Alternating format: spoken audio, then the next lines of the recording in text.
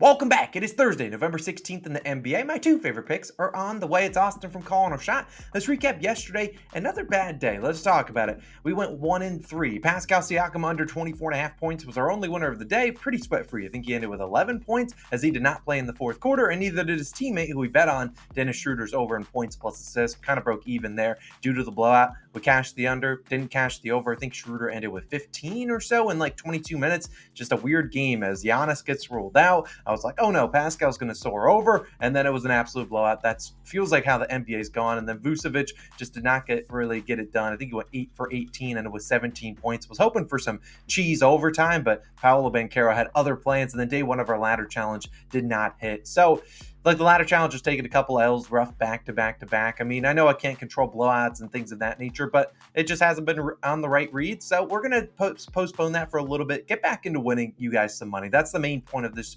video and this channel, is to win you guys money. And we haven't had a great stretch the last couple days. You guys know what I'm capable of. We had a 17-0 run before, and I kind of want to get back to a groove, getting back these straight bets on track, and then we'll bring back the ladder challenge maybe next week. But this next Thursday, Friday, Saturday, and Sunday in the NBA, we really need to get dialed in. We also need to get our NFL picks dialed in, which that was posted last night. We finally have a good Thursday night football games between the Bengals and the Ravens. So if you want to go check out my two favorite picks there, it's pretty good. I like have a 1.5 unit play there too. I really think the NFL, we're going 2-0 tonight. We're going 2-0 in the NBA, and we're going to hopefully get some more momentum and good vibes on the channel. As always, if you want to drop your picks in the comments, I know a lot of people read the comments and definitely take your bets. So if you want to go drop some winners and some nuggets of knowledge, go do that. But let's dive in and talk about the NBA today, because we only have two games on. Now, look, first game on the slate, it's Nets versus the Miami Heat.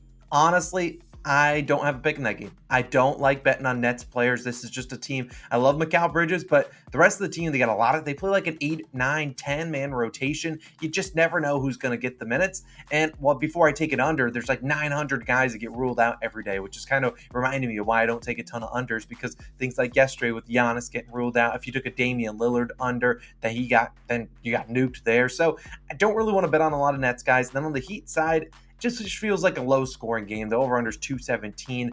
I'd rather just avoid that game personally. I don't know how much of it I will watch, just not two teams I really like betting on. So instead we'll go to the second game, which I think will be a close and competitive one between the Oklahoma City Thunder and then the Golden State Warriors. Now, there are obviously some injury and ejection and suspension news here, which we will talk about as we dive into the picks. But the first one is going to be a guy that did hurt us on the ladder challenge just a few days ago. It's Chet Holmgren. I like his over 9.5 rebounds plus assists, minus 120 on DraftKings. Personally, I would play this right around minus 135 before moving up to 10.5. And honestly, if it does jump to 10.5, I would probably just play his over in rebounds, which I believe is 7.5. I think Chet has a pretty good shot at getting at least 8 rebounds in this matchup, and I really do like the matchup for him to snag some rebounds, also snag some assists. He's not necessarily, running the offense for the Thunder, but he does handle a lot of screen and rolls, and sometimes when he passes it off to the screeners, they get an easy layup into the lane, and that certainly could happen today. But let's talk about Chet so far. And like I said, if you have to take an individual, I would definitely lean his rebounds first. But this season, you've seen Chet averaging 7.5 rebounds per game,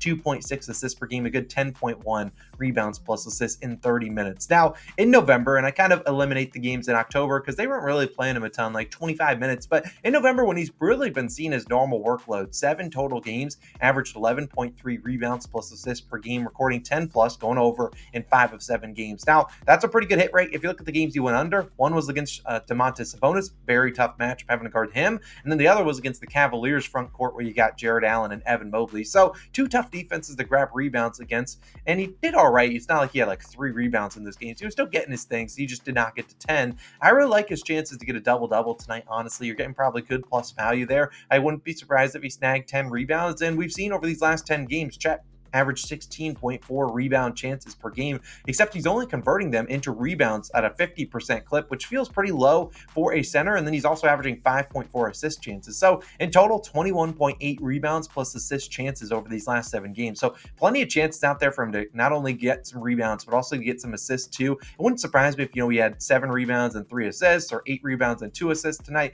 Like I said, I could even see him getting 10 rebounds, because this is going to be a game against OKC where, they're going to be out.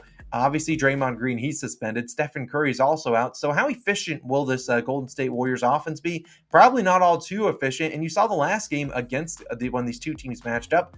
That was the definition of efficiency. The final score was 139 to 141. In that game, the Warriors shot 53% from the field, and OKC only had a total of 32 total rebounds. If you look at the lowest average just in a game per game this season, it's 46. So there were 14 rebounds lower than the league average. Look, with Draymond and Steph out, I just don't think they're going to be as efficient. I still think the Warriors have a good chance of winning this game, but with Chet probably having to guard Kevon Looney, I like his chances in that game. Chet still managed to get 8 rebounds and 5 assists. And that was a game, like I said, they only had 32 total rebounds. I think this is a much better game for him to snag some rebounds. We just saw Rudy Gobert, obviously an elite rebounder. He had 13 against this team, and Cat on the other side at 11. So I really do think that we'll see Chet have a good chance of hitting this over and just rebounds alone, but I could see him getting 8 rebounds, 3 assists, or something of that nature. So I really like this play. Honestly, I would make it a 1.5 or 2 unit play, but given that I've been cold the past couple days, I'd rather just try to get a 1 unit back, move on with our life, and try to get back into a hot streak like I know we're capable of. So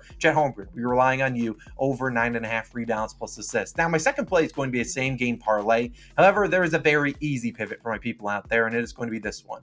Chris Paul, 10 plus assists, Klay Thompson, 15 plus points, and Andrew Wiggins, 10 plus points, plus 134 on FanDuel. I'm risking 1 unit to win 1.34 units. Now, for other books, DraftKings has it plus 132, BetMGM plus 125.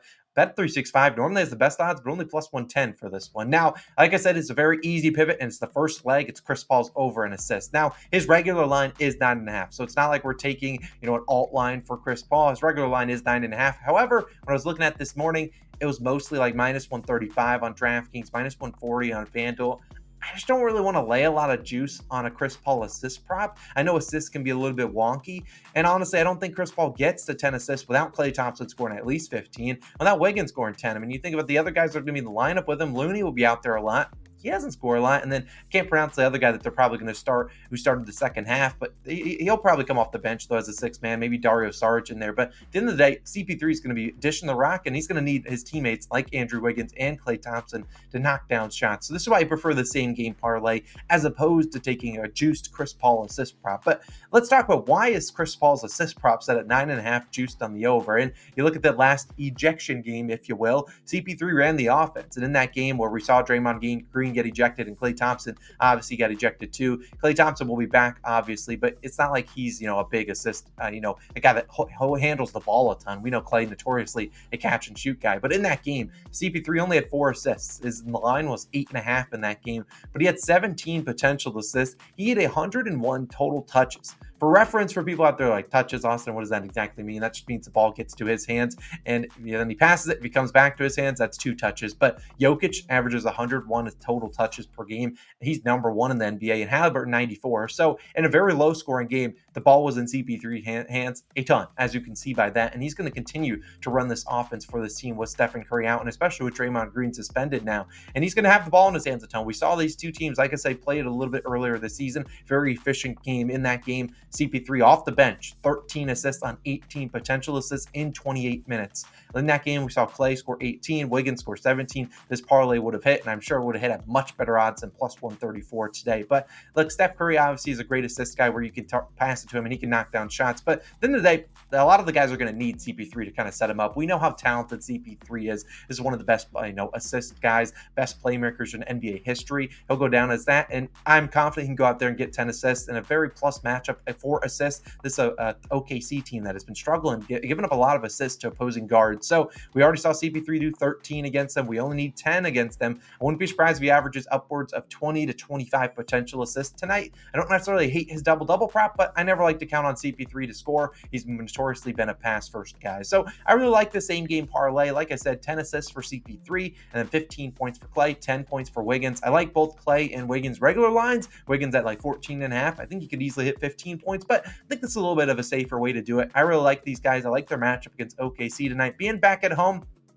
I think this is a good spot to back all these home guys that probably play better at home than they do on the road. So those are our 2 picks. Let's go 2-0. If we go 2-0, we'll win back, 2-point-something units, given that is a plus 134 winner. But let's just have a day. If you want to let me know your favorite picks in the Nets Heat game, certainly go for it. I'm not betting on it because I swore off betting on a lot of the Nets guys and just I just don't want to touch the Heat, guys. You just never know. Eric Spoelstra's always playing random guys left and right. But those are my two favorite picks of the day. If you want to check out the Bengals and Ravens video, it is on the screen. Go check it out. Ladder Challenge will return next Monday, I would say, for the people out there. We just need to get these straight bets on the way, and we need to build back up that bankroll. Simple as that. It's Austin. I'm signing out. I will see you guys once again tomorrow with some more picks. More than two, I'm sure of that. I'll see you guys in the next one.